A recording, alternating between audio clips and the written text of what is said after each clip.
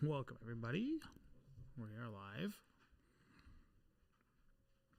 And, 3, 2, 1.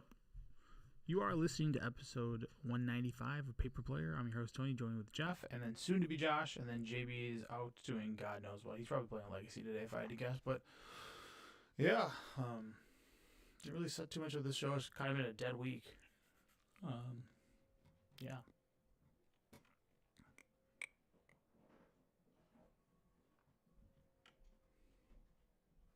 Well, it's no spoilers really, and yeah, it's kind of weird. There's not much going on, like as far as news drops goes. Like there's been some news about Final Fantasy being leaked a great amount, and we did find out that Final Fantasy will be getting premiered on May 10th at PAX East or something like that. So that's when they're gonna do the big reveal of like their first look at all the stuff. If you want, you can go see the things that exist now because a lot got spoiled. I'm saving it for the communal aspect of it because I'm not really into going and hunting down spoilers. And for the most part, people are pretty good about just not talking about it online so far. So that's been really nice. So, but yeah, man. Did you play any Magic? Yeah. Yeah.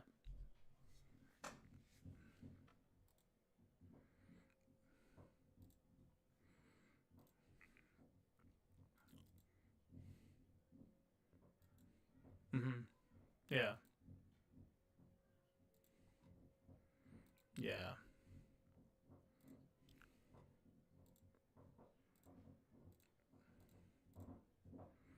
Oh yeah, dude. It's really good. Yeah. If you try to do a two-color deck, you're gonna play some cards like those hybrid cards that are kind of expensive that you don't want to be playing. So like, I've been doing a lot of drafts too. I've been having a lot of fun. There's two different five-color decks I really like. So, the Dragon's Globe deck, and then what do you think the other one is?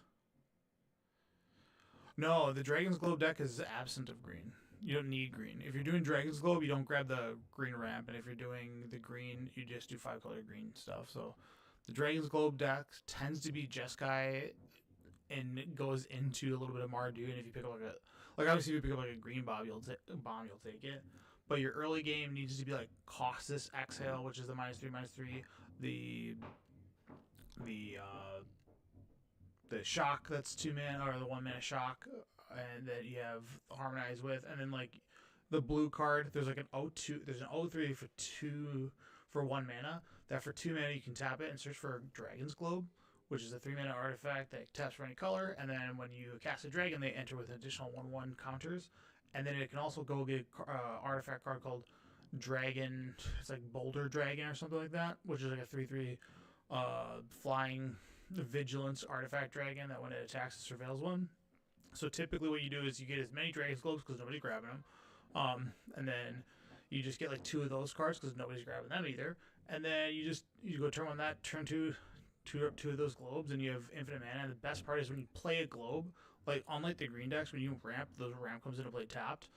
When you ramp for the globe, it comes in on tap, so you can actually use one of your 1 mana removal spells. There, hold on. I think something's screwed up. Oh no. What? All right. Not streaming? No. I didn't have your volume up. Test. Oh, my bad. No, that's hello, not me. hello. Yeah, you're good. That's not me.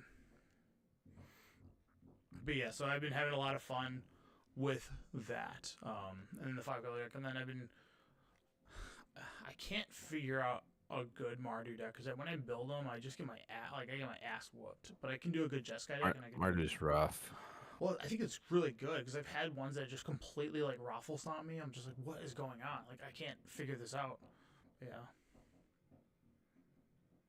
I feel like most of the Mardu decks that I played against in draft that were good all felt like Abzan Splash Red. Yeah.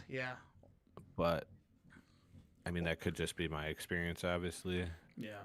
Well, with Dragonstorm, like the Mardu cards, they're like really sick. The 3-color ones, like Yeah. this guy, the Bone Card Butcher. When someone casts that, I just go like, oh, I'm gonna die. This card's gonna wipe the floor with me. They also get the one that makes it so tokens don't stack at end of turn, I do believe. That card's pretty gross. Yeah. Yeah. The set overall, I don't know. Like I said, like we were saying, is fun, and I think every what are they called? Wedge has they're good decks, but My biggest regret is not being able to not playing any of this set limited. I didn't get any of it at all. It's pretty good, man. It's actually like we were just talking about. There's 2 different 5-color decks.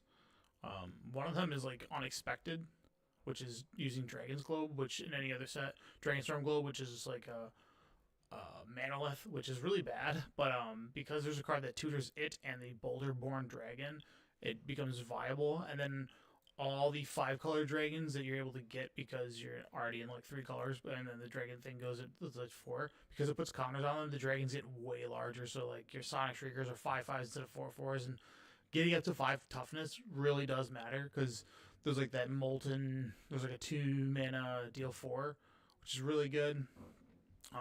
But yeah, dude, I've seen just some crazy decks, and then I've had decks where I go down to like the last 2 cards, and then have to, because you do so much ramp, because that 4-mana dragon enchantment, the encroaching dragon one right there. Yeah, that one is incredible. And once you've cast it once, you're basically casting all the spells for the rest of your game, and then you cast like a dragon and bounce it one time. It's like your opponent will be at 5 lands and you'll be at like 11, and then you're just like, I'm double spelling every turn, and then all you have to do is just draw cards, which there are 2 really like premium draw cards in this set. The one is that like the blue enchantment. Which one? Oh, the rolling dragon. Yeah. That one's really good. I should say there's like 4. There's the Sibsig Appraiser, which draws cards. There's a rare that does that, but Focus the Mind is amazing. Like draw 3, discard 1 at instant speed, and then the last one, which is Bewildering Blizzard, which is such a blowout. It is so funny to get people with that because they'll Alpha Strike with their team that's all mobilized, and you're just like, yeah, time walk you. And you're like, oh shit. Yep. So yeah, I've been having a ton of fun with this set. I really enjoy it. It's really good. If you get the chance to draft it, I say you would. The card I've seen the absolute most of is United Battlefront, because this is a card that is worse than a basic land. I have yet to see anybody cast this card, and I've always seen it like 10th, 11th pick all the time. Like just so late in the draft. But yeah. Have you drafted Craterhoof and played it yet? No, I did not. I have drafted this guy though, the Teamer Legendary Dragon or whatever. I got him past the 4th pick, and I was like, "All right, we're going crazy." Are you talking about the 10/10? Yeah, the 10/10 that deals damage equals the amount of lands you control. That one's pretty good. Yeah, I've drafted him a couple times because people pass him just because they if you're not built to be an 8-mana deck, you can't take it. And then this card I've tried, Glacierwood Siege, and when you're playing best of 1, it's bad. But if you're doing best 2 out of 3, it's a lot better because if you get like a mirror match of 2 control decks, you play Glacierwood Siege and you just put it on Sultai and you put it on Teamer and you cast 2 spells, you mill them for 8, you'll just mill them out. They'll just the games just go to a point where they just get completely milled out. So. I really like how the way omens work too. Like, this card, Disruptive Stormbrew, which is 4 and a green for a 3/3 flyer that when it ETBs, it destroys up to 1 target artifact or enchantment. But it also has an omen for black and 1 that destroy target creature with power 3 or less. It's very funny when you get down to like the last 4 cards of your library, and you're just constantly just casting the omen, and it just shuffles back into those 4 cards, and you're just always drawing it. The omens play really nice that way. I thought this omen was going to be like you'll never play the omen, you always play the dragon side, and it's actually because of how fast you're able to churn through your deck. I'm always casting omens like as soon as I can. I definitely agree. I thought I wasn't gonna like omens over adventure because adventure you get both of the cards. Mm-hmm. Like you cast the adventure side and then you get the creature sitting there waiting. But honestly, like I like the omens because you cast it, it goes into your deck. they don't know when you're redrawing it, so it's still hidden information. Right. And they don't know if you have multiple of them. Sometimes you have like that the white red dragon, the one that's 5 damage, and then when it ETBs it gains 5. That dragon's awesome. Like that's one of this guy, the Twin Maw Stormbrood. Just for 1 in a red, deal 5 damage to target creature without flying. It just if you need to play a long game against anybody, this is your card. It takes out most of the dragons too. Well, it can't hit dragons because they all fly. Oh, it's non-flyer, my Yeah, bad. so it just, I haven't played with that one yet, Yeah. so it just like so all the Mardu and aggro decks, it's like the best against, and it's an uncommon. So like I did have a deck with 2 of them, but like I remember casting Charming Bite like 3 times in a game, and like I could just imagine my opponent just being on tilt, thinking I'm just drawing this card over and over again. Yeah, it's like this guy's fucking drawing the same thing over and over. I was like, dude, this is just clear. I will say this, I have yet to be passed or open a Skirmish Rhino, but I've lost this card a lot of times. I've not seen it yet. I had a deck with 3 of them the other day. Dude, no one passes this damn card. It's like everybody remembers Siege Rhino, and guess what? It is really good. It is awesome, this set. Turns out Siege Rhino costing 1 less is still good. Yeah, this card, Sonic Shrieker, I love these cards a lot. Yeah. But yeah, let's get into some standard and ACK constructed. So, Yeah. we'll talk about Pioneer. I guess again you talk about Legacy, and then also Modern. Modern's gotten really popular with some of the newer cards, but right now, as far as standard goes, I know you're saying you're seeing a lot of red mice packages.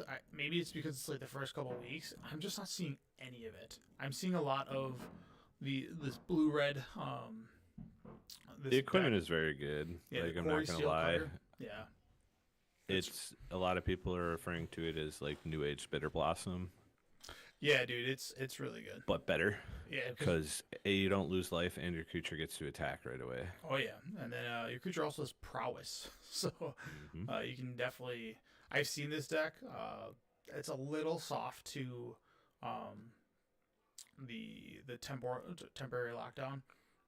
So I've been having a field day going against this deck because you're just like temporary lockdown. And I'm just like, shit, and then you start winning. But yeah, it's been nice. And then I've been just playing blue white deck. I've seen Jeskai variants. There's a lot of Sultai like up the beanstalk decks that are really popular. That are still here. I've seen different Golgari variants. I've seen Golgari Aggro. I've seen Golgari Dragons, which is just like all the dragons that are Omen based that are just jammed in this deck, and then they just because you are able to play so many different cards that like ramp you, and then also wrath the board. You can kind of do a lot with that there, and then yeah. But These top 8 decks, by the way, are mice. say it again. I'm pretty sure. Yeah, that's Yeah, the Gruul. Yeah, of That's- course. that- Yeah. and the red deck wins. Oh, they already yeah, they're just mice. That's just the mice package, which Yeah. is Heartfire Hero, plus Manifold Mouse, Amberheart Challenger, and then Monstrous Rage right now. I think people are really upset about Screaming Nemesis. That's the card that people are most on tilt about. I wish I had it recorded of when this card got spoiled and we talked about it, and I said this card is going to be an issue. So the same thing about the links too, which a lot of people are upset about because people are starting to run that main deck. Yeah. So against all the, there's a lot of lifelink in was in the format, if you will. Like there's a lot of ways to gain life for random decks. But one of the plays so when I'm playing against like a bad mice player, they use their Screaming Nemesis and they just bash with it, and then I'm just like I'm never gonna block it because I don't want to trigger the ability. And then when I finally get like a Ride's End or a Totally Lost, I just kill it, and they lightning strike my face or they burst lightning my face. It's like no, you should. Did you target the Nemesis? Yeah. So I'm like what? What are you doing? Because then I lose my ability to ever use the Beza, the 4-mana whatever card from The 4/5 that when it comes in, it's draw a card. timely gain a life. reinforcements on Yeah. a creature. Yeah. And that one's been pretty Yeah, good. I mean the amount of times I've burst lightning my own Nemesis or lightning striked it is yeah. I can't even count that high anymore. I don't think because like a lot of people forget that it doesn't specifically target the person that deals the damage. Oh, yeah. Like you get to choose. Yeah. Also, I'm obsessed with Stock Up. That card is The blue card, was it You said 3 that mana, before. right? that blue and 2 to look at the top 5 cards, and then you put 2 into your hand, put the rest on the bottom. Card's insane. It It's a is reprint, right? no. This is the first time we were. It's from Aether Drift. It's the best card that came out of Aether Drift. Oh, by a lot. okay. I thought we were talking about the Dragon Storm set, and I was like, that had to have been a reprint because I remember you being hot on that card before. And It's now it makes sense. I just can't stop casting it because every time I cast it, I just feel like I am unbeatable. I go, I don't need a Day of Judgment here. I will cast this, and I feel like I can't lose. So Instant speed too, right? no, it's not. Thank God, it's not instant Sorcery. speed. If it was instant If it's speed, if it was yeah. instant speed, do you think it'd be better than Brainstorm? no. Okay. Brainstorm has this really cool ability to when you get Thoughtseize, you can hide the card that you don't want Thoughtseized. And I just let him take it because I'm gonna draw the card anyways. yeah, Thoughtseize bug. Thoughts is glitch. Yeah, you got it. No, Stock Up's an amazing card. It's just, yeah, the last 2 weeks have just been. I've been having a lot of fun with this set. There's been a Jeskai control deck that's been really popular that's utilizing Jeskai's Revelation, and Which is insane. dude, yeah. You know what someone did to me in a draft, and I was like, man, had this Jeskai Revelation card, and then they had one of the hybrid cards that is Jeskai. That's the 2/3 bird. And when it ETBs, Yeah, you can put it back on top of your deck. Yep. So what they were doing was with one of the modes of the Jeskai Revelation is you can bounce a creature. They bounce that creature back to my hand. They bounce that creature. They just loop it forever, and you're just like, oh, I'm so fucking dead. Like I was like, oh, they're just dealing 4 to one of my creatures, putting 2/1 prowess guys in, drawing 2 cards, gaining 4 life, and then bouncing it back, and then doing it again from the Monastery Messenger. It's never ending, and you just feel like you cannot win. You're like, holy shit, I'm locked out of this game. So I had both those cards in my pre-release, but I didn't play the Revelation because at the time I thought it was too expensive yeah, for limited. yeah, for sure. This card's ridiculous. Yeah. And then one of the other cards I've been seeing a lot too is Rediscover the Way. This is kind of like Stock Up that's broken up over 2 turns, but it's Jeskai for Saga. And then when ETBs, you look at the top 3 cards of your library, put 1 in the hand, put the rest in the bottom, so you get that, in fact, 2 consecutive turns in a row. So you essentially, for 3 mana, get to look at 3 cards from it initially, and then you draw a card, and then another 3. So you look at 7 cards in the transaction. And then the last one, which doesn't really come up too much, but it is relevant. Sometimes you'll have like a random dragon lying around that when you cast a non-creature spell, it gives a double strike till end of turn. So that's been really neat. And then you can do this tiny big enough to bounce it back, so you can just like loop it, which is like, oh, this is sick. And then this card too is really popular, which is Shinko Paragon of the Waves, which is So just good. yeah, that card's nice. It's Jeskai 2 for a 4/5 with Flying Vigilance. It's a Spirit Dragon, and then when it enters, you get to exile a non-land card that's mana value 3 or less from your graveyard, copy it, and then you cast it. Mind you, this is a non-land card, so you can do so many things with this. You can bring back creatures. You can bring back what? It's just like, man, it gets. This card's cool. It's like It allows you to yeah. play whatever you need in the moment out of your graveyard. Yep, and then you're left with a 4/5 Flying Vigilance Dragon that they need to deal with. So, if you've cast Lightning Helix and you need to get more Lightning Helixes back, get this. This is gonna be one of those cards I would say like, pick this up before any kind of major event, because if this one does pop off, good luck getting 4 copies of it. But yeah, this card's Got a stamped one if anyone needs one. Yeah, It was my pre-release promo. but yeah. I have yet to run into the mice package, but I guess we can talk about that because I mean, people are complaining. They really are. 'Cause I think it's nice though because I feel like obviously people still want Monstrous Rage gone. Hold I up. Can I interrupt? yeah, Yeah. My offer on the house I was looking at today, which is why I was late, just got accepted. Oh, dude, sick. Hell yeah, man. Yeah, Congratulations. so I'm about to be a homeowner. Hell yeah. Dude, that's gotta be fucking good. That's why I had to interrupt. I had to tell someone, and you guys are the first people to tell. That's all the Hell same. yeah, man. Welcome to the Homeowners Club. Thank you. All right. What I was gonna say is I've noticed that people are finally directing their hate towards the right card because they do believe that Manifold Mouse is the one that needs to go. That's the one too. to break. Yes, I don't think the one so. that has. That's the wrong card. It's Heartfire Hero. Let's be real. That's not. It's that's not, though. You're crazy. Dude, with all the bounce and exile that's in the format, the actual card that needs to go is Manifold Mouse because that is what gives Double Strike and or Trample. And Trample is what the actual issue with the red deck is. Like a lot of the like articles and like talks I've been seeing, I kind of agree with. The issue is red is just being given Trample on everything now. Yeah, it's that's kind of one of those things we're gonna look back on, and we're probably not getting trampled for a very long time on something that's 1 mana ever again, or Yeah.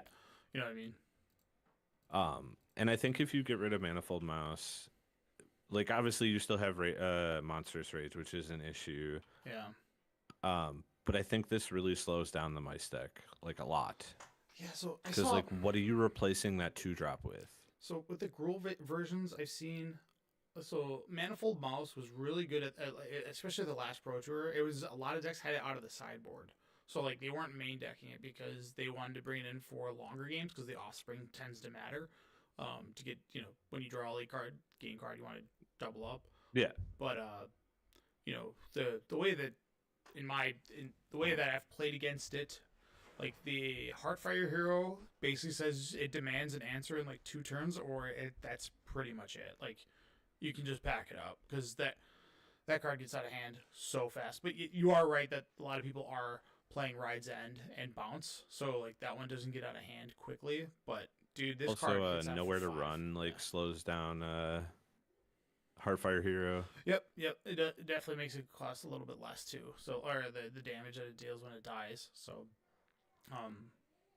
I have like when they go turn 1 Heartfire Hero, and my initial plan was to like play a Restless Blank or like a tap land of some sort. You're just like, I'm going to lose this game so goddamn hard because they're just gonna follow it up with like.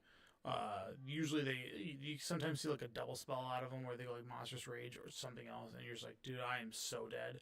And then once that thing has clocked you for a good amount of damage, it is really hard to like. To come back. Yeah, It's like you kill it, you're just killing yourself. Well, you kill it and you spend effort on it, and then like, all right, Screaming Nemesis, which demands another answer, and then like it's that combination of like their early damage that gets you about 6 to 10 points, within like the first 3 turns. And then the Screaming Nemesis that's coming in, and then if you end up having to block it, sometimes you do, with like a 1/1 or whatever, you're like, I'm never gonna be able to gain life this game, and then you're at the mercy of just being lightning struck out of the game. So, yeah. I think a big part of it too is it's just kind of the perfect storm for mono red right now, Yep. or red in general. Mhm. Like in multiple formats too, which I know we're going to talk about. If you look at like standard, there's like 3 or 4 decks that have red or are just red. Yep. Pioneer is being overrun by mono red. If you look at modern, even Boros Energy is a big thing, and like, which is also like red. So I don't know. It's just the last 2 years have been like the year of red. It feels like. I mean, even card like Fury have been banned. Like you just Yeah. they've getting beat down left and right, and then We just had Amp a Breach ban too. yeah, even though that was like it's a red card, but it's not a red card. Like, Yeah. it's not like mono I red decks were agree. playing it. It was like, oh, all the the artifact decks were playing this, but yeah. So there's just so much going on with standard right now, and the mouse package, and I think if they could go after the manifold mouse, they don't need to do it now. Let the format play out and figure itself out. Like maybe people need to play more Lightning Helix or just to stay in the game. But We're also in the first like 2 weeks, and yeah, the people complaining about like again, like I understand red needs to have something cut from it eventually, probably, but it's also that time period where like everyone's trying things, and people are getting upset at the players that are like, I'm going to crush you with mono red while you're trying to figure out how this deck works. yeah, exactly. So like you're out there trying your team or fun deck, and someone's like just being a douche and playing, mono red. yeah, Like obviously I understand the hate, but like it's not because your deck is bad or that mono red is too good. It's just the format needs to adjust, like you were saying. yeah. So once we get out of that adjustment period, I think the biggest concern I think players have from a competitive standpoint is when does Bloomborough leave? And its rotating schedule is actually it won't leave until 2027. So Yep. that is a long time to deal with the mouse package, and that package is it's self-contained, so it's really potent. Like they might lose Monstrous Rage, which would take it down a peg, but I just when I look at it, I go I don't see it having any kind of change anytime soon. Like Nope. yeah, and Lightning Strike they usually keep that card around lingering in standard, and then the last card is Burst Lightning's here for 5 years, so like that's gonna be I like think Lightning Strike is too, isn't it? Also, didn't it get reprinted in Foundations? I don't know. I know it got printed in the a set before last year. It was in Dominaria, and then it just got printed in Aether Drift, so it's gonna be. Oh, so for a while, yeah, it's here. Yeah, it's here till at least 2028 yeah, so it's gonna or 2027. That's when or Aether Drift- 27. Yeah. Yeah, Aether Drift should go away. And then When does hold on? Leave this up. March of the Machine. so this year. The Wilds of Eldraine doesn't rotate till next year, which is what has Monstrous Rage. Yep. So September we're gonna lose Dominaria, Phyrexia, March of the Machines, Aftermath. That matters to you. The Brothers War. Then that's what will be happening this September. So it's not that far away. It's about 5 months away. And then I don't know if you guys watched their explanation of why they're just not going to be aggressive with bans anymore. I did not. So for standard, their ban philosophy is like, hey, like as far as the grinders go, like I guess the short and sweet of it is like as far as the grinders go, as soon as we ban something, within 2 days they're gonna want something banned immediately because there's always the next best thing, right? So Oh yeah, I know what you're talking about now. so I Go said ahead, that. sorry. I've said that forever. Yeah. Like I remember when we were all talking about Delver banning. Well, Yeah. we need to ban Days, and it was like the day that's not going to do anything. The deck is too good already. yeah, it's always the next best thing, right? Like it's always like we hate this, we want this band, we hate this, we want this band, and it's always going to be changed. And the people that are crying the most about it are the people who are playing Arena, getting like 15 wins a day. So they're seeing standard like per week 100 games, whereas what the whole idea and the philosophy behind the 3 years of standard is so that the people our Kitchen age table player. not kitchen table player. The people that have families that build a deck know they can go to their FNM without having to change their deck. So if they're a standard player and their one time to play a week is their one time to play a week, or the one RCQ that they go to every 4 months is like the only time they get to play Magic. They want those individuals to build a standard deck and then go and play very infrequently. Or not, they want to play more frequently, but the average median age of Magic players are just people really busy. They are like, aka people buying houses like Josh that really won't have a lot of time for Magic once he's going through this transition right. phase. Like, Thank you that's for just the, calling that up. like that is a real thing. So they don't want the people that aren't really engaging with standard to have to always be changing their decks or like show up to FNM like, oh, my deck's not valid anymore. So they're like, all right, we're gonna like, there's nothing we can do. Like if something's egregious where it's like 90% win percentage or whatever that crazy win percentage, then we're gonna attack it. But as far as the community complaining about it, it doesn't matter because what is going to end up happening is we ban Monstrous Rage or Up the Beanstalk, and then a week later they'll be like, we need to ban Esper Pixies because this is too good. So like it doesn't like the bottom line is Standard's new philosophy is we want people to play Standard, and the way to get them to do that is to not ban things as soon as like there's a knee-jerk reaction to it, or the community. So Never thought I'd ever say this in my life because I personally hate the format. But the people that complain about the cards like Monsters Rage and all that need to go play Arena or Alchemy. yeah, Because Monsters Rage is gone, because Alchemy also has the 2-year ban still, or rotation. yeah. It's just, Like everything people are complaining about in the format doesn't exist in Alchemy. yeah, and rightfully so, right? And that's Yeah. a niche thing, but there's a reason why we got Foundations. It's going to be your, if you want to play Boros for the next 5 years, you have Boros Charm, You can have do it. Burst Lightning, and your deck doesn't need to be tier 1 for FNM, and every now No. and then, it's kind of like going, like I know you said earlier, it's kind of like reverting back to like, hey, this is like a kitchen table thing, which Yep. remind me to bring that up. I got a story about that, which I interacted with somebody that was I was envious of. That was a kitchen table player, and I'll tell you why later. But all right, Pioneer looks like Red Deck Win is just crushing it. 23%, baby. Yeah, that's it's get even better in this format. Ban Mountain. They should ban Mountain. Yeah, getting access. I to can't default's remember the pretty good. last time Mono Red was that good in a format. The first 2 weeks of any set Yeah, release. that's it. This one also has come Well, out, yeah. but I'm saying in an eternal format, I should say, because Pioneer's an eternal format. Yeah, it's been a minute. Like, it's very funny to see that these guys aren't playing Eidolon. That's because bad. I know, it's very funny. Like, that was like a staple of Mono Red for so many years. Even though the picture for it is still Eidolon. Yeah, it's like that was what's been known, and they're not even in the. I have a cyber. play set of Eidolon sitting somewhere. I looked up, like, was it a week ago? I was curious because I was like, I'm never going to play this $1.99, card. yeah.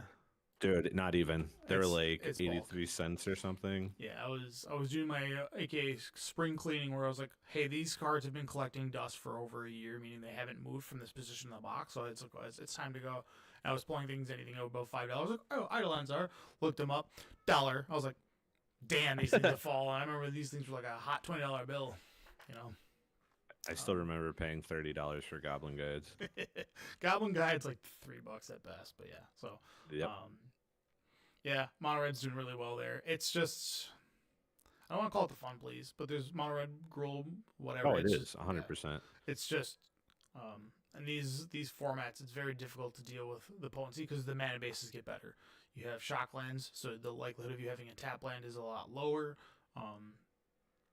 And then just the addition of Mutavault also is pretty big. So, and ramming up Ruins, which is a good game ender. Like when your lands can finish out the game, is really good. So, yeah, Red Deck Wins Yeah, is. the lands.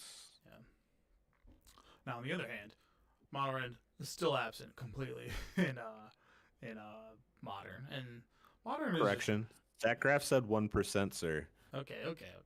I gotta see what the 1% deck is. It can't be real. Incinerator Burn? What is this? Alright.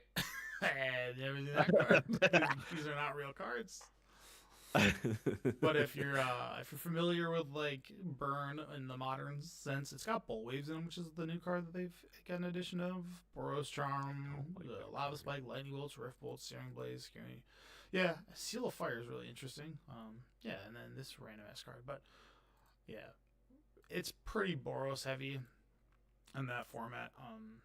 Again, the Boros deck doesn't really get a lot of new cards because it's just Modern Horizons 3. What's that called? Block constructed Yeah. Modern Horizons 3.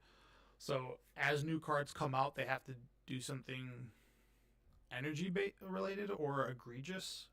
And there's just really not much more to connect to that. And then this is the week where everybody's trying brand new stuff because we have bannings that happened, new sets out. A lot of cards are interesting that people are trying. So Boros is the fun place of that format, where it's if you were trying to do something obscure and different, you will quickly realize that your deck needs to have a package to deal with this, or you're going to get trounced. So, yeah, it's been pretty interesting, but What about Legacy? Is Mono Red in Legacy? no, Legacy's got some pretty interesting ones. Mainly, so Soccer was a pretty big shock to Legacy. It's as weeks go on, it keeps getting bigger and bigger. Well, Beans just got a brand new edition, or Bug Control, if you will, which is that Sultai. It's the Sultai stock up, which is hybrid, which is you can either play Sultai, and then for any mana that you're not paying for it, you can pay 2. So Rakshasha's Bargain, which is look at the top 4 cards of your library, put 2 of them into your hand, and the rest into your graveyard at instant speed. This is a card that you can pitch to Force. This is a card that you can pitch to Endurance. So like naturally, that these decks want that. But yeah, Bean Sultai Control is playing 4 up the Beanstalk, and because the Rakshasha's Bargain triggers the Beanstalk, it makes it even more absurd. And then it also feeds your Murktide Regions. So this card is awesome. Like I think I'm off for the upcoming Legacy, the big one that gets played this month at our local game store. I'll be putting this together and giving it a try. I won't be playing Days because I don't think Days is good when you're playing Wastelands. In a 3-color deck specifically. I know normally Days and Wasteland go hand in hand, but yeah. Days is always good. Yeah. Jeez, man. This is something else. This I like that there's some innovative tech here in Legacy. I haven't seen if the what's it called? The Corsi Blade. I don't know that card yet. I've seen it a couple times. The in red Standard. equipment. Yeah, the red equipment. I don't know if it's playable in Legacy. It probably is. If I had to guess, just because its ability. Oh man, people are going to show and tell. Wow, that's back on the menu, huh? Yeah, I guess when they ban the Eldrazi deck, all the Ancient Tomb decks have to find a new home. All right. Yep. Living End. What? In Legacy? Why? Who knows? That's been a thing. It's very interesting because they played Days. How the hell do they cast? Are they playing the 2? Yeah, there we go. It's all Bloodbraid Marauder. Okay, that's what I thought. All right, this card. Oh yeah. Because yeah, your entire deck is just Bloodbraid Marauder. Okay, makes sense. And up the Beanstalk. Jesus Christ. Once your Cascade gets down to 2 mana, boy does this deck open up. Like you get so many more things. Malevolent, Rumble. This deck looks awesome. Yeah, all right. Legacy's cool again. Now that Dimir is kind of taking its beat down after it's been gone through like what 3 different bannings, and we finally have decided goodbye. But yeah, so it'll be interesting to see the rotations, man. I keep forgetting that we have one in September, which is gonna knock out a good amount of cards. But Up the Beanstalk. Guess what? is still It gonna be doesn't here. affect. Yeah. Yep. Up the Beanstalk and Up the Mono Beanstalk's Red. the big one, yeah. Which is kind of weird because Up the Beanstalk would have been legal with Duskmourn anyways. Like, what the heck? Like, how did they not test that? Come on, dude. Those Overlords are absurd. I love those cards. Which, a quick question for you guys. Is the Titan cycle or the Overlord cycle better? Overlord. Without Overlord, doubt. right? Did you cast it the impending thing? Yeah, like you get an immediate effect like early on versus like with the Titans you got to ramp. Yeah. The Titans, you have to have 6 mana no matter what you do. Yeah. Yeah. Like and like the Overlords, their costs are all over too. Like the black one only costs 2. There's 3 good Overlords and then there's 2 bad ones, which I would say in this day and age there's Blue red. Yeah, the red one's irrelevant. The red one's like identical to the Inferno Titan. They're like the same goddamn card. And the blue one is a little bit better because it draws cards and not just like crappy Frost Titan. But like Primeval Titan is better than all the cards for sure. You think he's better than the Overlords? Yeah, I think so. I think that Primeval Titan is it's very I guess the only one that like the Titan that gets that competes with it would be the black one because the black one's like modern playable. I don't think the other 2 are modern playable. It's because that black one is so cheap. It's 2 mana to impending, and then it can forever loop itself, and it's pretty good on its own. And then it doesn't cost much. But yeah, like the deck's kind of fallen off a cliff though. Yeah, because this deck does not do well against Ruby Storm. You think it would? It does not. It does really bad against Ruby Storm. Death and Taxes. Yeah, if decks are playing, if decks are not playing blue to counter like interact with the stack against like Ruby Storm, like Death and Taxes is just miserable against them because they just go like Ral Zarek and you're just like, all right, I'm fucked. Like I gotta get I have to have a Fatal Push right here, right now, or I'm done. So, but yeah, the Overlord's really good. When I did that league for Modern, where I played Mono Red Burn to see if it was still good, I played against the Ruby Storm deck, and the 2 games I won were literally to watching them try to combo with Ral Zarek and like failing. Yeah, and like doing enough damage to themselves where I'm like, okay, these 2 bolts in my hand now kill you. That's very funny. I like that. Just getting screwed on that aspect of it all. Mill's been making a resurgence. I've been messing around with blue white again in modern. I don't know why. I've just been obsessed with playing blue white decks lately. Like Twin's dead to I me. wonder why. Yeah, Twin's dead to me. Well, I like Vengevine decks, which there is a good one. Fair. There is a legit one. It's like tier 2, which is the and then also what's called Belcher. Oops All Spells are really getting really popular again, and then also Belcher. So yeah. But Watching you play against Mono Blue Belcher was nuts. what, them just getting the nut on me? It's just like, again, like There's no idea. I haven't played Belcher since I played it in Legacy back in the day when I was running like land grants and stuff, and like obviously it's come like a long way since then. Oh yeah. So it's weird to just see Mono Blue. Yeah, it's purely because of Flare of Denial.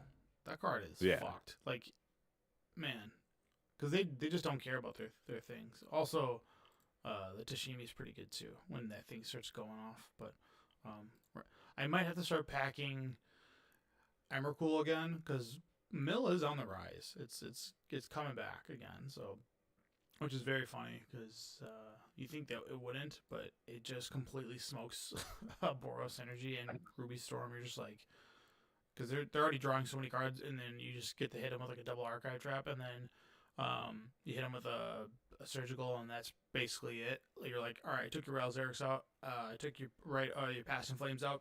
Your deck sucks. It's unplayable now. Like, good luck. But yeah, the Ruby Storm deck, being able to play Wish, I don't know. I think all the formats, maybe it's because I play so infrequently now that I'm just not in it so much that I'm not like, I'm just finding my way not to complain. I'm just like, I like what's going on. This is fine. But yeah. Well, So- you're the player that they're aiming for, remember? I know. I'm the target El Tony's. The guys who will throw money at Deadpool, Secret Layers, Deadpool, or Secret Layers, SpongeBob. You got me. So. Honestly, I love seeing that Mill is becoming a thing again, though, because Mill is just Mono Blue Burn. It is. It's like the same thing. I always pull my Archive Traps like, this might be the year that they're going, and I go, nah, I'm gonna want these. Like every now and then, I'm just gonna be like, I'm gonna go ruin someone's day because people understand. They're Burn. also just cheaper now, too. That too. People understand Burn. People despise and hate Mill so much. When you mill somebody out, Oh, agreed. they get so mad. And then when you main deck Surgical them, they're just like, this is bullshit. I'm not showing you my deck. I'll scoop. You're like, all right, cool. Like, yeah. If you want to ruin a casual player's day, play Mill. It'll break their brain. They're just like, yeah, those are the cards I would have drawn. Like, yeah. All right. So we are, Josh, you know, you probably weren't here earlier. We are 1 week out of the official Commander bracket coming out of the beta system.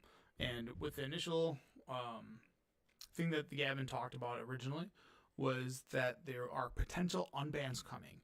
And what that means is that there's unbans coming, which makes me excited. Yeah, you wouldn't mess it. You wouldn't mention it if you didn't plan to. Yeah. Which I think because of Game Changers, you know, the 1 and 2 can avoid those cards that they don't like. Like I've been playing this new Abzan, Felithar the Steadfast. And I'm just like, fuck it, I'm gonna make this optimize. And this card is ridiculous with Gaia's Cradle. Basically, you put Gaia's Cradle into anything, it's ridiculous. And man, is that card fun. So, What does it do? Gaia's Cradle.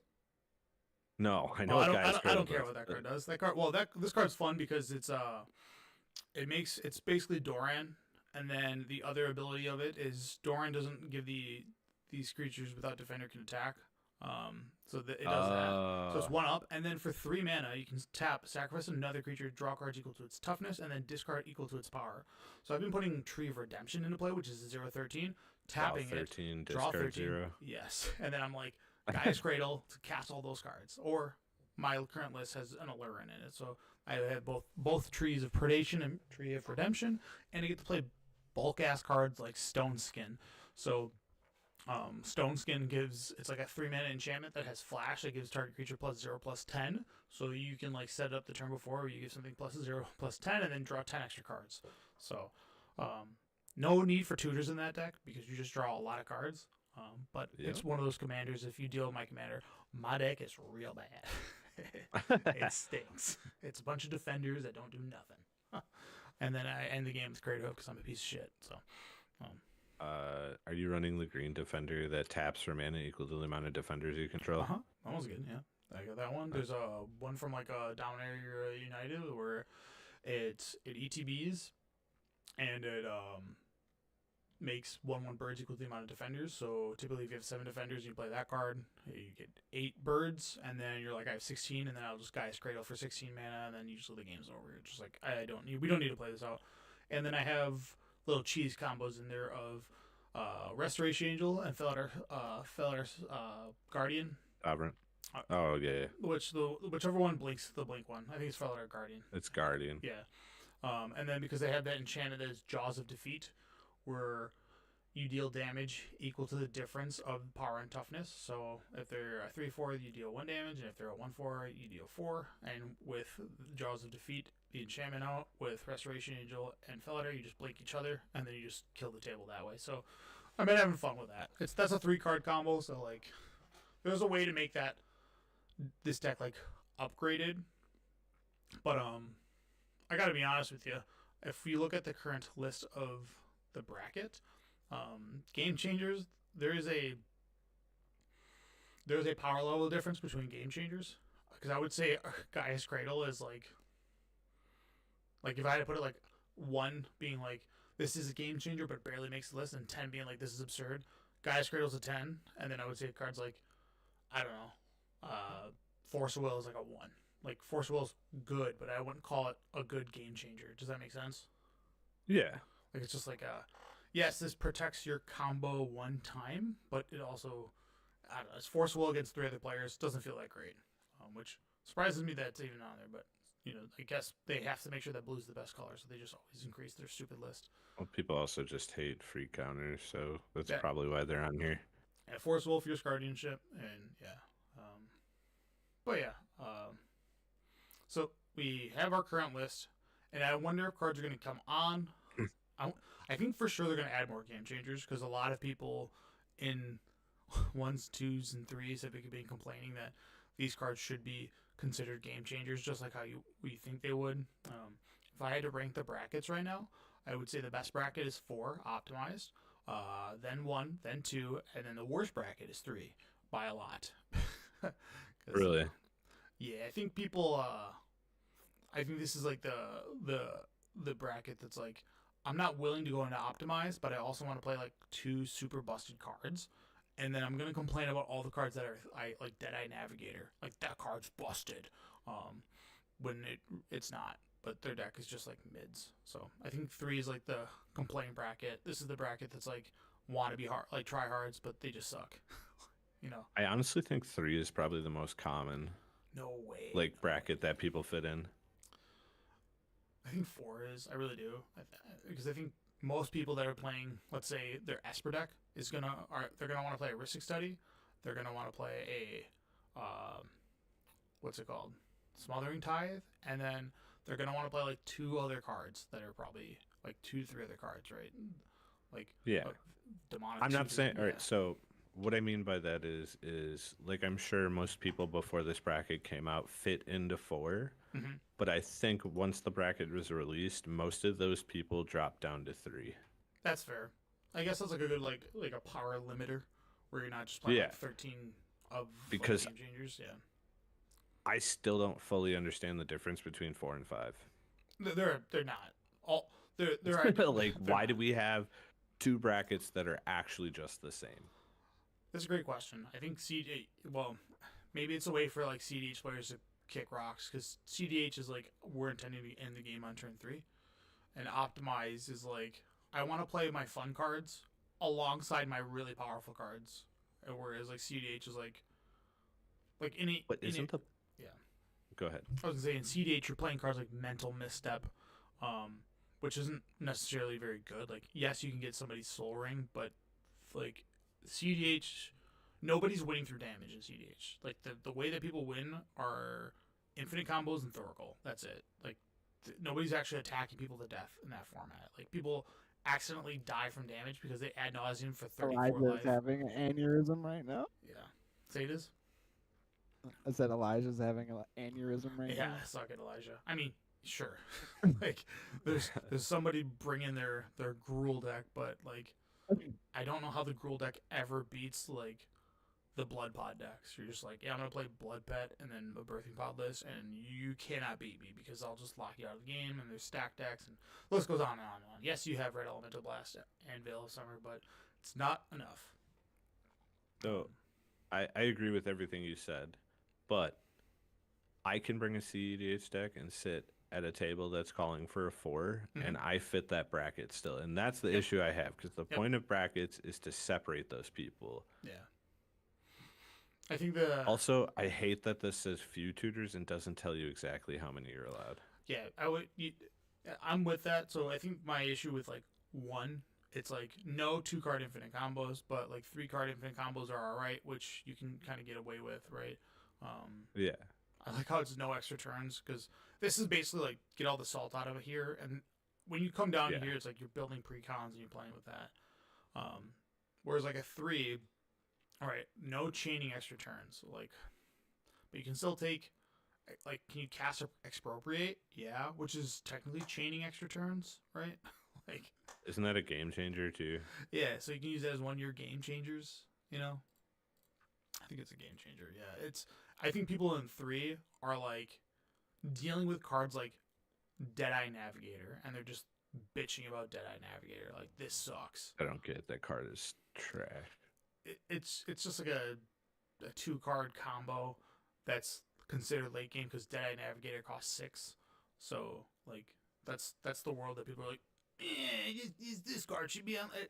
I'm telling you right now, the people that play in 3 are the people that are complaining about all the cards that should be on the game changer list, because the 3 is still pretty strong, not realizing that like people are just casting Vampiric Tutor to win the game. You're like, oh, that's what sucks about 3, you know. But I'm okay with, like, I don't know, all my decks line of 4, like they just sit in 4, because I think I fall into the idea of like, I think 4 is the right area to play commander. It's not the ideal commander, or EDH if you will. EDH is probably at its heart a 1, you know, because you should just Even be a playing 2 maybe. Yeah, just the cards that you like. The concept of EDH is like play the cards that you're no longer allowed to play in standard, and at the time we didn't have modern or anything like that, so you know your Thragtusk that is unplayable in every format. You can throw this in your deck, and you're like, I love this card, therefore I play Thragtusk. You know. Yeah.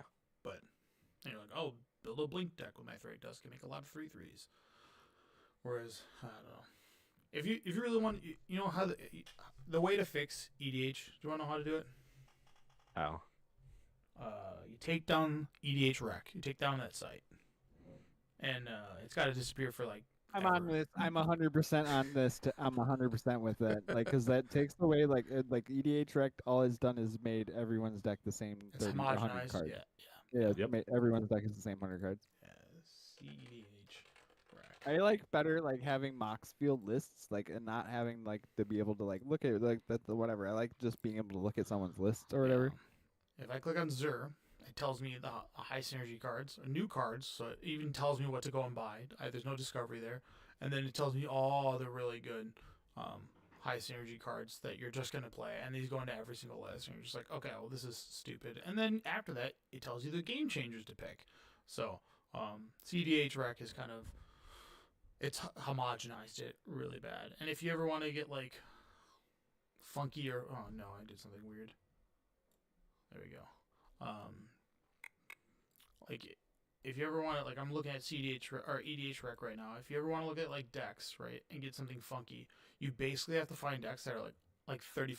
Like, what are you doing in your deck that's $35? You know, to go find cool cards.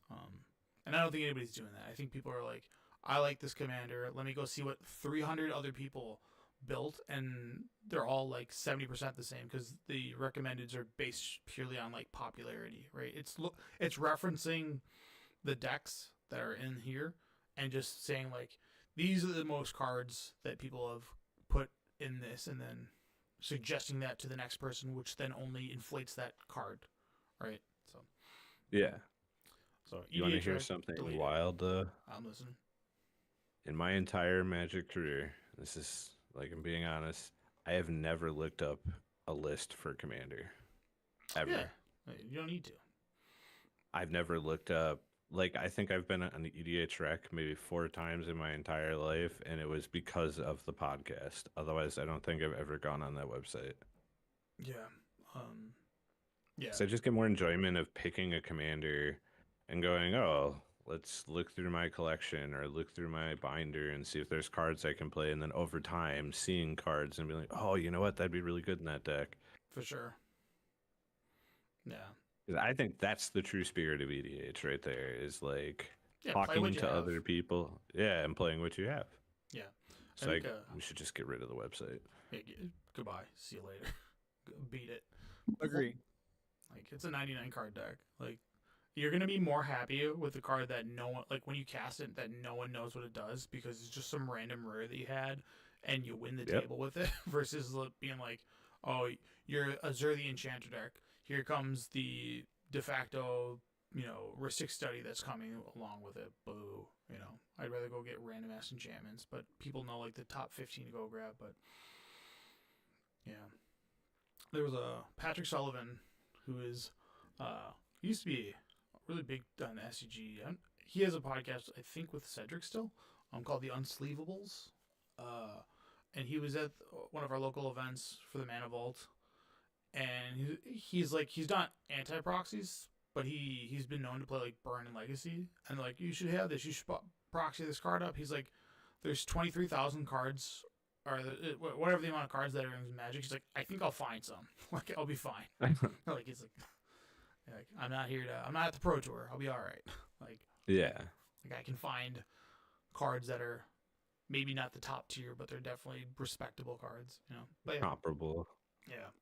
All right. So I guess to you guys, what do you think is coming off that list? Because there are cards coming off, and do we think Lotus, Jewel Lotus is coming off? With the bracket system, yes. It should. Like it's stupid that it got on the ban list to begin with. I get why it's there because it is like a ubiquitous like fast mana CEDH card. Yeah. But like it's literally can only be played in Commander. There's like you that's like Wizards like, oh, the consequences of my own actions, so you should just fucking eat it and Yeah. like, live with it. Yeah. So that one's coming off for sure. Is there anything that you think off the top of your head? Like I know Power's not coming off, and I would guess that Nadu's also not coming off because that's a miserable experience. But I definitely think Coalition Victory is coming off. Biorhythm. Biorhythm probably too. Yeah. Do these cards just de facto go to the Game Changers list? Yeah, because they win the game. I get it. Like that's fine. Yeah. But because then you can still play bracket 1 and 2 and not deal with them if you think they're an issue when they're not and you're just wrong. But you can play them in tier 3 where they're meant to be played, like 3 and 4. Like, okay, if you're going to play some outlandish win condition like Coalition Victory, I'm going to force a will it. Yeah. You know what I mean? Like, and in bracket 1 and 2, you can't play Coalition Victory or Force the Will, so you can go have fun. Yeah, exactly. Okay, so Coalition's coming off for sure.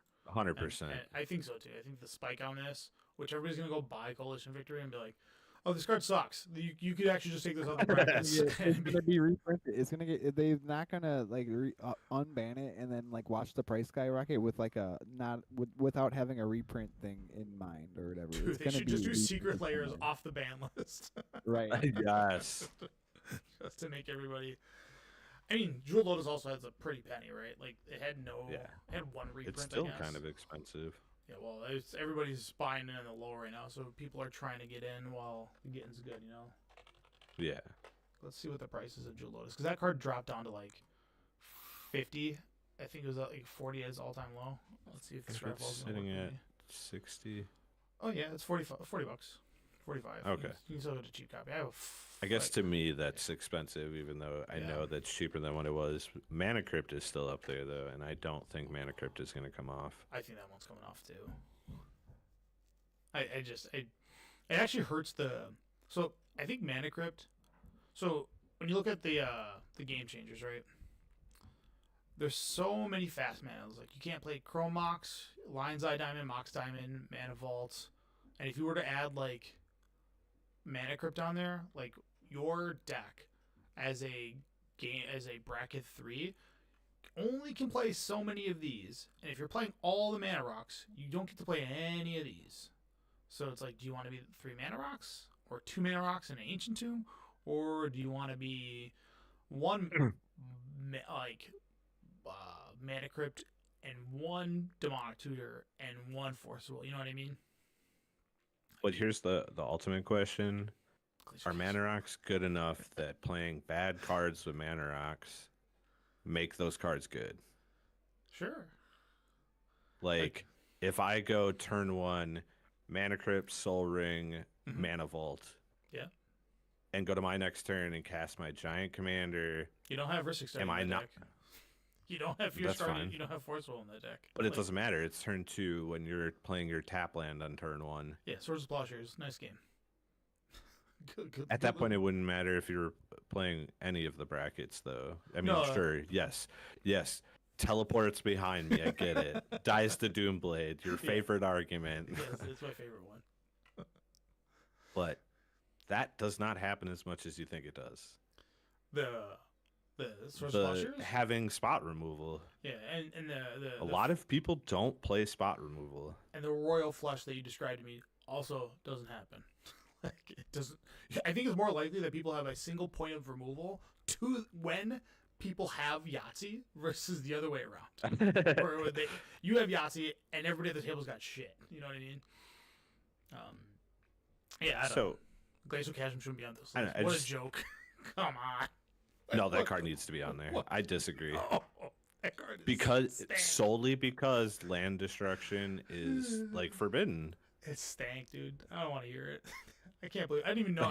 You could have put that in your bracket exhibition deck, and I would have just gone, "Huh, that doesn't do shit." Have you played against Glacial Chasm at all in Yeah, Commander? my deck. It's a nightmare. All my green decks have an acidic slime because I have a soft spot for that card. So when I see a Glacial Chasm, I go, I'm going to go grab acidic slime now and deal with this. Yes, so you specifically have to go get a removal, correct? Yeah, sure, that's fair. Yeah, I mean, you're But not wrong. It's on there because the game changers have all the like land removal. So could you imagine being in tier 2 and someone going Glacial Chasm, good Yeah. luck? Yeah, yes, I can. That's awful. It's not off. Glacial Chasm It stinks. is. It's like, yes, if you have Glacial Chasm and Rammed Up whatever or Crucible Worlds, that can be a little obnoxious. But like, I don't know. Like, I guess I'm not dealing damage to you. I guess I'll have to win with Approach the Second Sun. I'll have to win. I'll have to do a different. It's funny you alternate say that vision. card because there's been a situation with Acidic Slime and Approach of the Second Suns where I won. With Because no, I had Glacial Chasm out, yes.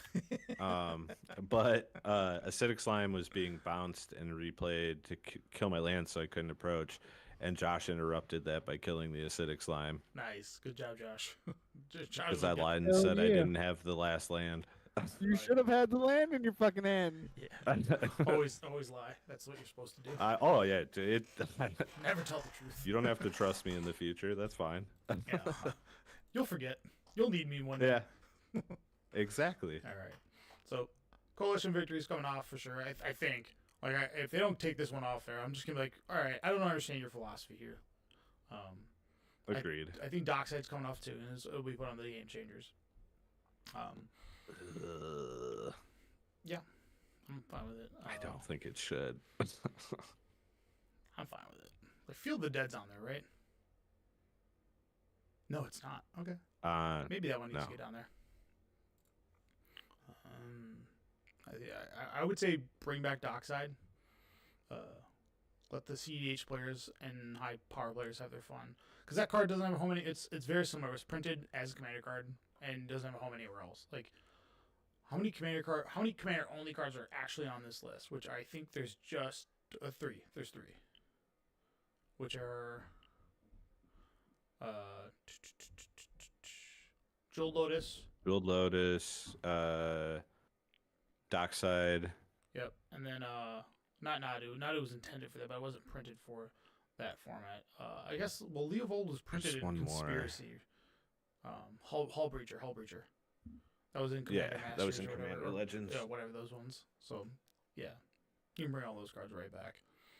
Like, you can probably bring a Ryo. I don't know. Is there something? You can bring back Emrakul. The Anstorm. This card was banned in like 2013 because people were like, 15 mana is too good. Like, this is impossible. And to be fair, when it was originally banned, it was banned as Commander, I thought. Yeah, it was. It was banned as Not as in the deck. Yeah. And then they put it to the band all the time. Same thing with Grizzlebrand. I think Grizzlebrand can come off. Yeah, me too. I think there's better versions of him now. Probably not Gifts Ungiven, but I don't really know. Like, I don't know. You can't take off Flash. Golos. Yeah, I think you can take off Golos, dude. I think so many players want to play their Golos deck, but now that it's banned, there's really no alternative for that. Also, isn't Urza just Golos but mono blue? Golos searches the land. When it comes in, correct. But I mean, its actual ability. It's a little bit better. Like the 'cause other ability. I think Urza only looks at one card, and Golos looks at three. You look at the reveal the top three, you can play all of them. Okay. So, the most common version of this deck, which got people very tilted, was Golos 30 extra turns deck. And you would play the Golos ability, reveal 1 to 3 extra turns, and then just keep doing Golos' ability to do 1 to 3 extra turns, which was tilting to casual players. But you can't do that in any of the brackets. You have to play that in high powered. So I guess like the real cards that need to stay on the list are problematic for high power, which there's not that many I see. Like I understand Sylvan Primordial because you don't want that in bracket 3. That card fucking crazy. I don't know if you had a chance to play that card. Yeah. That was one of the most absurd cards back in the day when it was called EDH. It was crazy. That card's like worse than Primetime. It is. It is. What? It is. It's destroy 3 lands, go get 3 lands. It's so sick. It's the best card ever. Right, it's worse than Primetime. Yes. Primetime only goes in Oh, I gets. thought you meant worse, like as in, like bad. Bad for your. It's worse for your opponents. Yeah. It's, Yes. no. Okay. So Okay, gotcha, I didn't gotcha. understand that's what you meant, but now I Worse as it's worse as in it's way. It's like way it's worse of a. for Like, each opponent it's way destroy- worse for the You blow up community. three lands and go get 3 forests and put them into play. Forest cards, that is. And then, you blink this one time and that's it. You're up 10 lands to everybody's being down 2. It's this card's Don't crazy. give Antonio any ideas. You can't play this card. Like I'm sorry. And He'll this still try. this card holding a $2.50 price tag. Who's buying the dip? Who thinks this is coming off in Commander? Get out of here with that shit. If this comes off in Commander, you just throw my entire you can just throw the entire philosophy out the window because I don't know what's gonna happen. Agreed. Sundering Titan probably not. Even though it would only be in 4 and up, but I think this card's just highly annoying. Bring back Raphaelos. I'm cool with it. It's a fucking 2/1. Like, please. And I don't play Raphaelos. I don't play Lightning Greaves because I don't respect that card, but people love this for Lightning Greaves and it's not real. So you can bring back Raphaelos. You probably don't want this because you play with a really slow player. I don't. You can bring back Prophet Gift Griffex. I'm cool with that card. Like I disagree. I'm so I fine with disagree. that card. This card is Even fast players become slow players with that card. This card stinks. It does not stink. It sucks. It untaps your mana and allows you to cast creatures that flash. How is that bad? I've read it. Okay. I've read the card.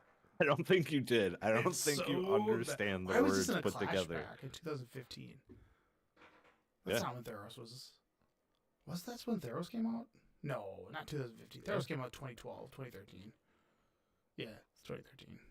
No. Yeah, Did- yeah. There's no way this can because the It goes when did the Zendikar Commander decks come 2009. out? It goes Zendikar 2009, Innistrad 2010. Or sorry, Scars Meteor 2010, Innistrad 2011, Ravnica 2012, Theros 2013, and then after that it goes Theros into Cons, which is 2014, and then that's it.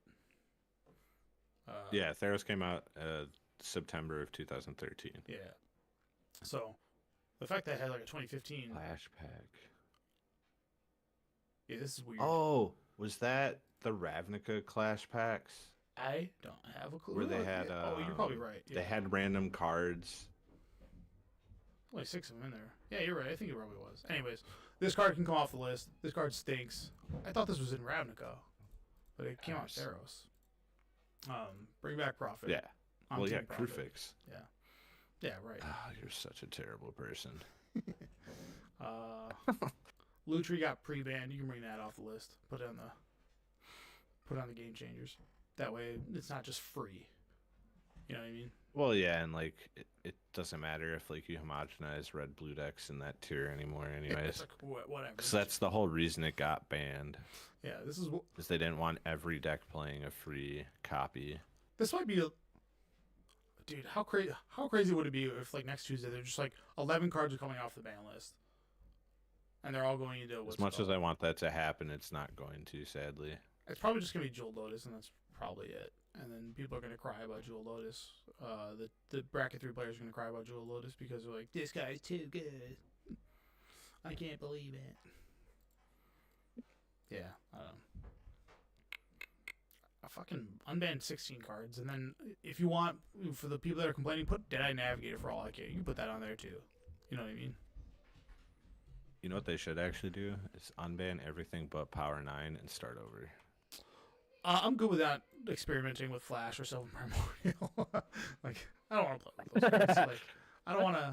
But what if you're only playing against it in bracket 4? Isn't that the point of bracket 4 and 5 though? Well, so with Flash, it's Playing just, high powered.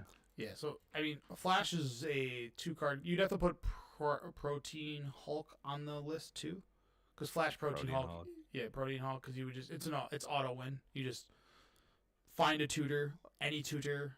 Like, you just go and even the bad tutors go and find either of those cards, and you're just like, all right, win. So that would just be like, I don't think it would be, but maybe. Yeah, you're probably right. But Flash is fucked up. It was when they unbanned it for like a brief moment, and this was like when CDH was unpopular. The entire CDH community was like, put that shit back on, because this sucks. This format stinks. It's literally just it's worse than demonic. It's worse than Thoracle.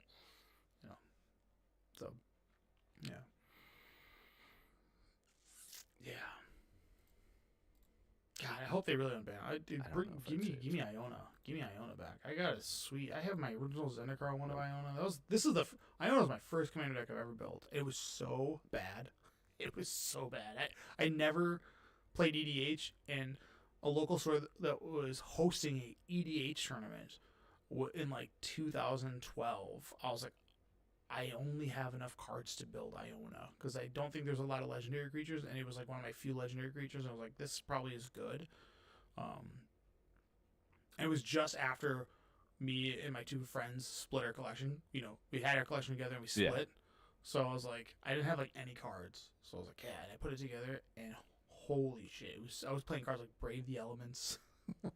Just whatever, like random Zendikar or Alara, and like I only had like a lot of Alara Reborn cards, or Alara block cards, which are all multicolored. So I had like no don't cards. fit into Iona. I had nothing to play. I was like, shit.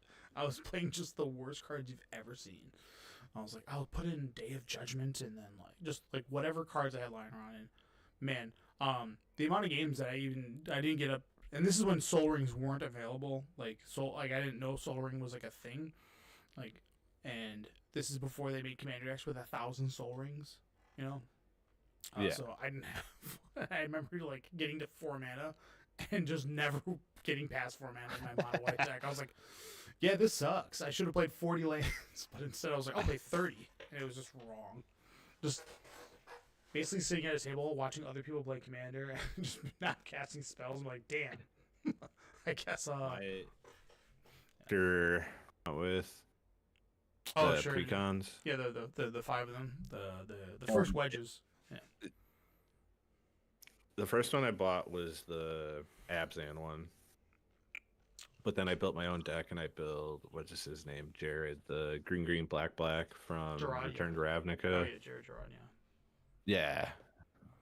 I forgot what he even did. And God, was that deck awful. Does he just put 2 creatures in the graveyard? It's like sack a creature, deal damage. Hmm. I can't even remember now. It's really bad. That was so long ago. It was And a then I bad built mythic. Kranko, and Off to the races. This card. Oh, it's in the Abzan deck. yeah, he did lose life. That's right. Yeah, that's what I thought. Sack another creature. Each opponent loses life equals to the sacrifice creature's power. And then you can sacrifice a swamp into forest to bring this guy back from your graveyard to your hand. Yep. Dude, 4-mana 2/2 hard cast. Dude, this card stinks. But he gets +1/+1 for each creature in your graveyard. There's something funny about like Hey, what man. old legendary creatures look This like. card, Yeah. I think this card is like the poster child for what like Commander used to be like around the pre-con time. Yeah, for sure. I'm 100% with you. This is like what people are like. I like my Golgari deck, so I'm gonna put cards like, I don't know, like Golgari Grave Troll, like because it says Golgari on it. I had it in there. Yeah. And, like just like Which is bad cards, which is great. That's the coolest shit. Like you remember this card? This card's banned. Yeah, not this Big one. cards.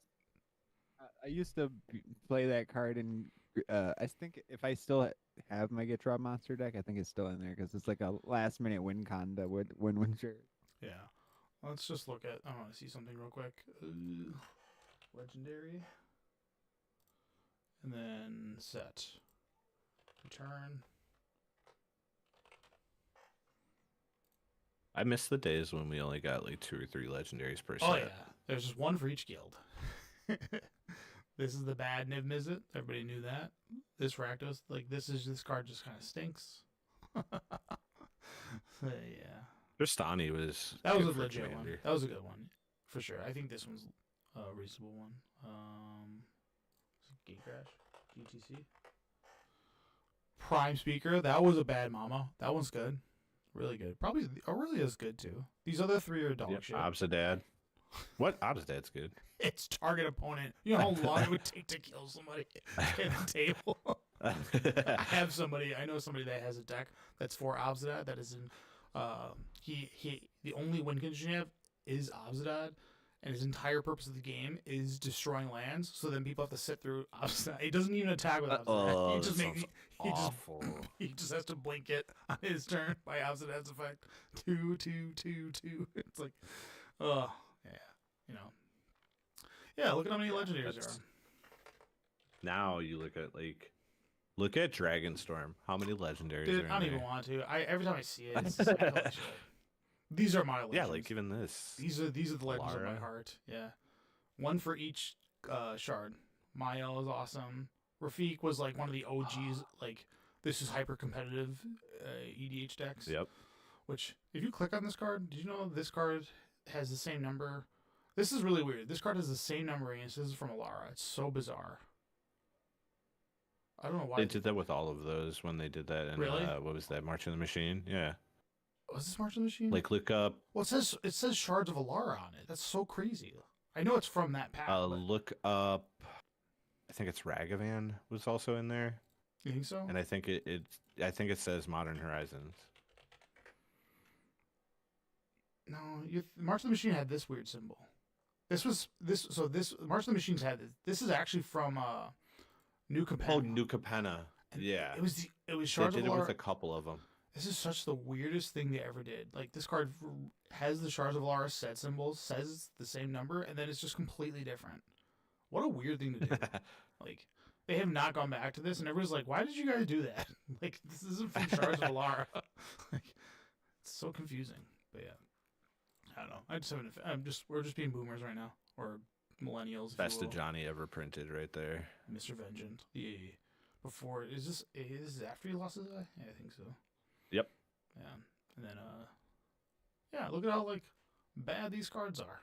Like they're pretty bad. Each creature in your graveyard has unearthed black and 2, 6 mana 5/5. Oh yeah, these like I have Sharoon built, I have Rafiq built, and I'm working on my Mael. deck build. Are you trying to build each of them? Yeah, You remember Chris Callahan, Jeff?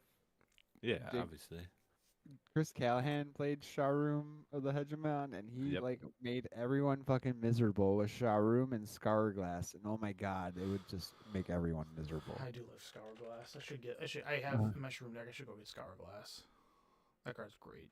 Destroy all non-artifacts. Sharum and Scourglass is just, it's like worse than, well, it's like the Like Nev's Farewell on Disc crack. or like Nev's Disc and the indestructible artifact or whatever. Yeah. You just constantly just sack this, Obnoxious, bring it yeah. back. Yeah. And this is a time where like people's EDH decks were just shit. So Right, you're it was like, you're it was just like that was back, that was 20 years or what, 15 years ago now. Yeah. Yeah, so like everyone's EDH deck was garbage back then. There was like like you were either like there was only one artifact deck at the table or whatever, like if that. Yeah. And to be fair, he played that deck in standard too. The Scourglass? Scourglass and Shroom. Oh yeah. Esper was a real thing. There was a Elsewhere Flask. That's not it was Protected Flask. Dude, I have nightmares about Scourglass. I hate that. Yeah, there was a deck that would just play a million of these, and all it would do is draw a card, and then they would play Time Sieve, and then they beat you like that, and you're just dying to Time Sieve. Yeah, this I card's have great. bootlegger stash to go with time. And there was Kaleidoscope. Kaleido. Are you talking about the one that had landfall, wasn't it? No, that was from Conflux. Those were the two mana rocks that ETB didn't. You would sack them. Oh, okay. I don't know. No, I don't know. Well, at least this would tell me that's what Kaleido. Josh, how do you spell kaleidoscope? There you go. It's Kaleidostone. KALID Oh, you missed the I. or EI. Yeah, I got it. This card, I love this Man, card. I thought it was I before E, except after weird, I guess. But, I mean, yeah, it's it- so weird. Yeah. English. I'm gonna say Kale. Kale Disco. Kaleidoscope. Kale. Yeah. Kaleidoscope. I For knew it was sure. KLEI or whatever. I knew it was like the first 5 letters were those letters. Yeah, I love this card. That's cool. This is like, it's really bad. But I love Isn't it. there like a new 5-mana red card that adds like a Warburg when it ETPs? Yeah, that card's actually combo. sick. Yep. Yeah, I've been playing the hell out of that Like card. combos with a bunch of anything. Well, it's not when it ETBs. With a ham sandwich. It says if you cast this, then ETB do this. They made sure to make it so you can't just blink it, because obviously that would just work with Dead Eye Navigator for infinite mana, or is it stupid?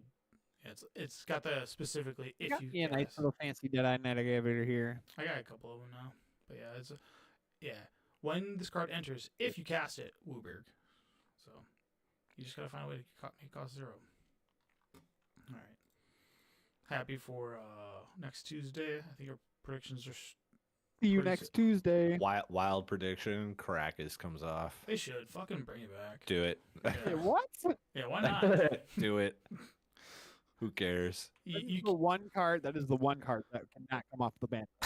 Come It on, does the go one- against everything in Commander. It's only going to be used to protect your commander. No one's going to use it against other commanders. Only bad players are going to bounce other people's commanders with it. Because You're so wrong. You're it's so too- wrong. you're not sending it to the command zone. You're putting it back in their hand. They get to cast it for their normal cost. So, yeah, put my Sharoon back in my hand. See what happens, bitch. I'll teach you a lesson. Maybe just play commanders that have ETBs so they won't want to bounce it back, okay? The real problem is bouncing this shit back to your own hand, your commander. That's the combo of it. It's not the other way around. I've played this card with Vendilion Click and Legacy. It's embarrassing, but it works. You're like, check this out. I'll take something from your hand, and I'm going to bounce it back to my hand. I'll do it again next turn. Just perma-lock you out of the game. It's a super soft lock, but, I like to believe. Yeah. You can bring back Trade Secrets. It's technically a pre-con. So, it's in the first pre-con. Bring back Upheaval. Yeah, I'm sure people love that card. Just everybody. I mean, Upheaval and Yogg's Will isn't on the ban list, right? Yawgmoth's Will? No. Yeah.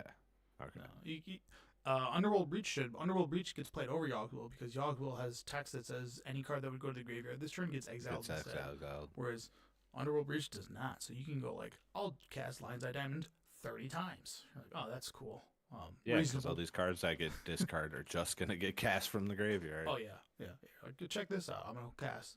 You're like, Lion's Eye Diamond, Wheel of Fortune, Lion's Eye Diamond, Wheel of Fortune. You're like, oh, I see the loop. You're like, yeah. What is Sway of the Stars?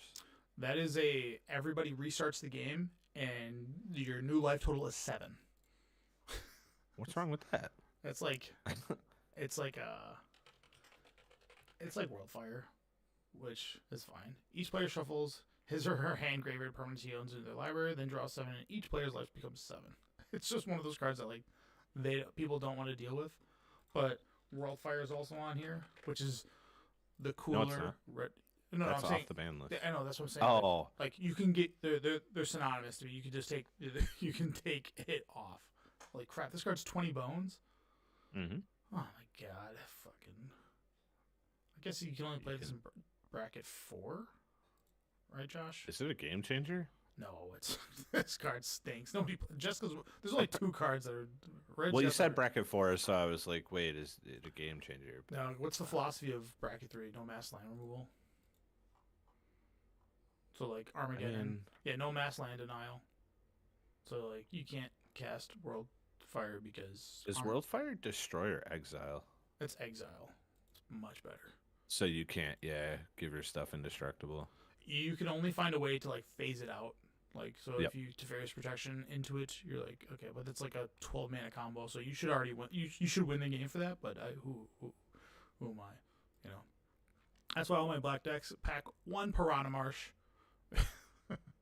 Which one's Piranha Marsh? When ETB's target player loses a life, it's a land.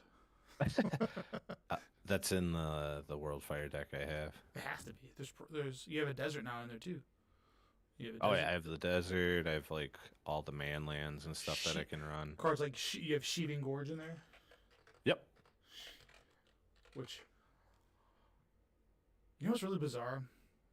So this came in Urza Saga, and it's one of the legendary lands, like Gaia's Cradle. However, why did this one get chosen not to be on the reserve list, but Gaia's Cradle did? Because Gaia's Cradle is actually I good. don't understand that either. There's like a cycle how, of 5 lands, right? right. I thought the rule was all rares before whatever it got put onto the reserve list. I thought that too. It's not. It's so random. Like the cards they picked and like, choose to be on the reserve list is random as fuck. Like it doesn't make sense. But yeah, like Sheeving Gorge, like I mean, red always gets the shit on the stick back league. But there's Gaia's Cradle, which is green, Tolarian Academy, which is blue. I don't remember the enchantment names one, but there's that one. Sarah's Sing. Yeah, Sarah No. Sanctum. Yep, that one's also not Okay. on the. Those 3 are all on the reserve list, and I don't know what the black legendary land is from Urza Saga, but we're gonna learn that today. Because I'm assuming maybe there isn't one for black land. Who knows? All right, It wasn't Phyrexian Tower, was it? It is, Yeah. and that one got a reprint. Like, why do they pick and choose these random ass cards to be on and off the reserve list? Such a bizarre thing. Like, Jesus. Yeah. It's probably just the ones that were actually being played. Phyrexian Tower was heavily played. It was so good back then. It really was. It was really good. Fair. So that doesn't make any sense. And also, like, who the fuck's playing Sarah Sanctum back then? There was no good enchantment decks. There was nothing. Like, this is an artifact set.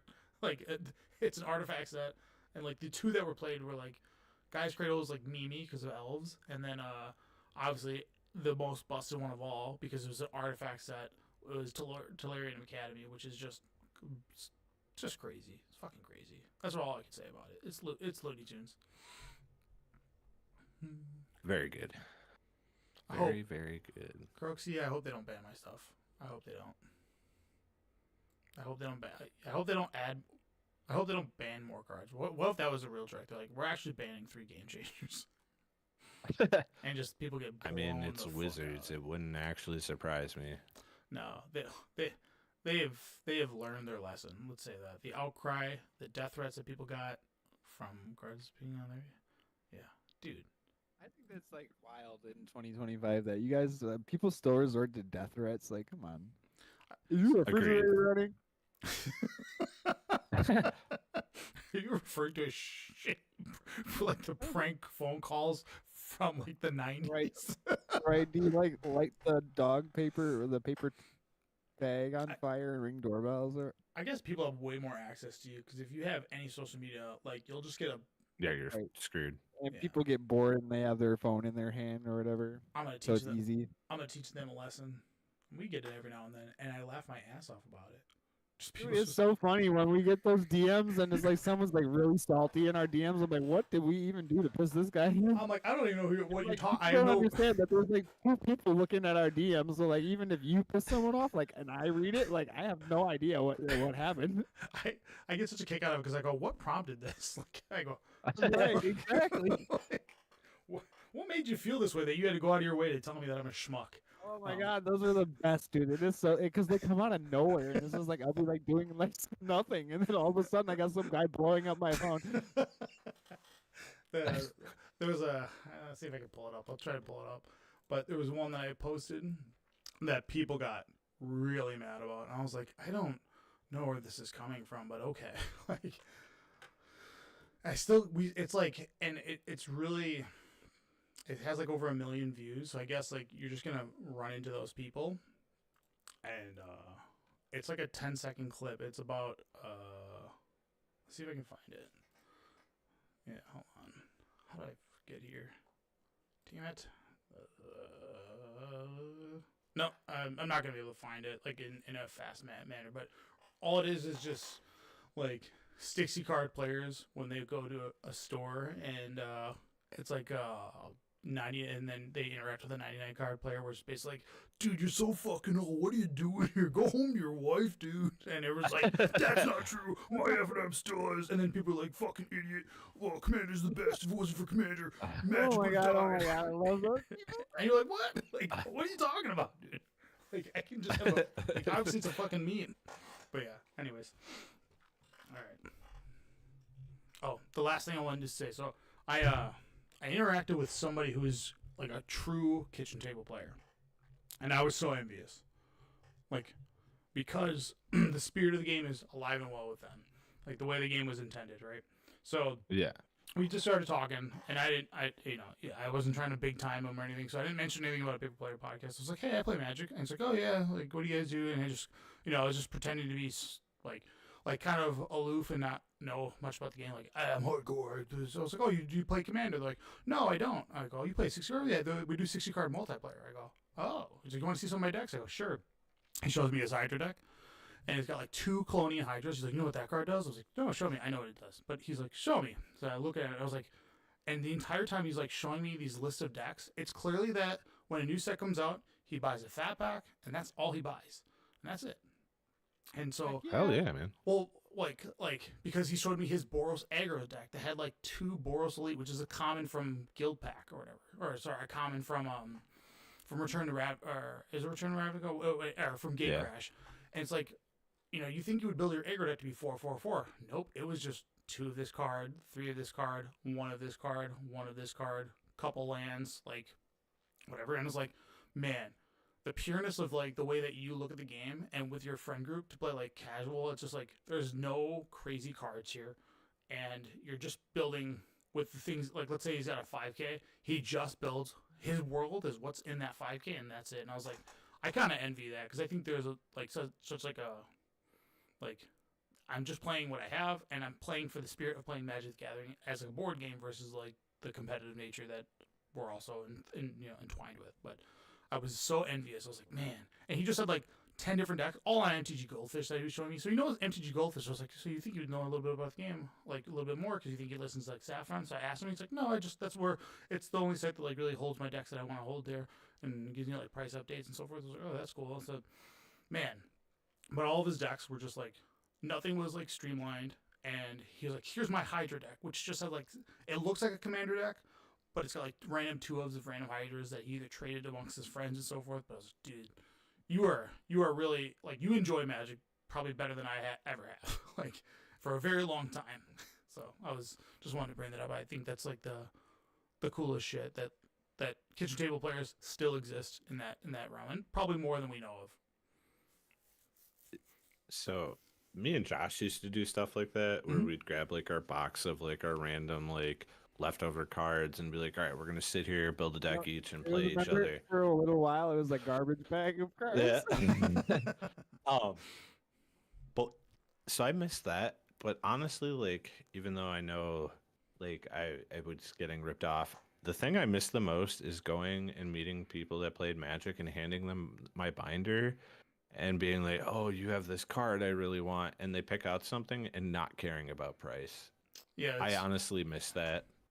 yeah. There was I mean, the amount of rares that people get now, like it's so many, right? Like you buy a collector booster and you literally open up like 11 rares or 11 foils, but people used to put every rare they had into a single binder, and it would be like 90% bulk. And I only know this because this was like of the masses of the population because I was, I worked for a card store for multiple years, and people would just bring in their binders thinking it was worth a lot, and like the binder's worth more than all the cards inside of it. Like, hate to tell it to you, but everybody sees the gold symbol or the mythic symbol and just assumes that they're worth a lot of money. But yeah, there's something that's like not a thing anymore. I think most people have like awesome cards in their binder, but that's also due to the internet. Yeah. But yeah, dude, I missed that day. And then there's a card that I remember. Is it One with Nothing? Yeah. The 1 mana black. Yeah. I remember seeing that card and not understanding why it was rare for the longest time. And I gotta be honest with you, It's actually just bad. I still don't know why it's rare. I have a foil version of this card. Because, that was like rares back then were like unique effects. Like that's what like garnished a rare back in 19 or 2002. I remember asking people what this card was That's for. why. And then they were like, "We don't know." And I was like, "If the people that have been playing for a long time don't know what this card's for, what the hell? What is this card doing?" But yeah, I think these would Play just it be with low Hive people. Mind. Yeah, I guess. That's like such a hard way to get everybody to discard their hand. It's such a difficult thing to accomplish. You're like, all right, I got this 7-mana enchantment. Gotcha. I also get punished from this effect. Like, there's no way to donate this spell yet, is there? There's got to be a way to like give it to somebody else without you having to have the adverse effects of it. Yeah, probably. Anyways, Maybe. there's another. You card Hive that Mind does encounter it. Ignorance. There's another one that's like it's from Dissension. Yep, Ignorant Bliss. The pre-con I bought that was had this in there, and I couldn't understand why this card I was like, I don't understand the purpose of like it was like when they did pre-constructed decks. I was like, I don't know why this is in here. Like, why would I want to like? It's a really like long. It's like red. I understand why it's a card. Yeah, I think there's a reason for Sort of. It also like your opponent goes to make you discard or like Thoughtseize you. You're like, well, I'm gonna tuck these away. Oh yeah, good point. Yeah, I just remember having these like 3 of them in my Rakdos deck, and I was like, I don't understand this card at all. But I guess Hellbent. So like you don't have to like discard your hand. You can be Hellbent without being Hellbent. Yeah, That's true.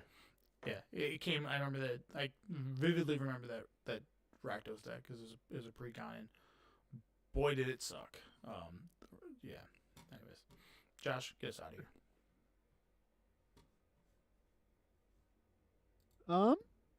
here. Like I'll admit that my mind's been like a little all over the place, but with that, I got to thinking, and I've been big on mindfulness since I've been diagnosed with MS, and I just want to say that manifesting has I've been big on manifesting. I manifested getting myself a Rottweiler. I said I was going to get myself a Rottweiler. I said and I got myself a Rottweiler. I said we were going to people were going to remember us after MagicCon Chicago, and people are remembering us after MagicCon Chicago. So what I want to do, tell you guys is to manifest your summer and have a great. Start doing it now, and then you'll have the best summer that you can possibly have. Like I did it today, started it today. I got myself a house. So nice. I wish everyone a happy summer. And with that, it's Tuesday. See you guys next week. Bon voyage.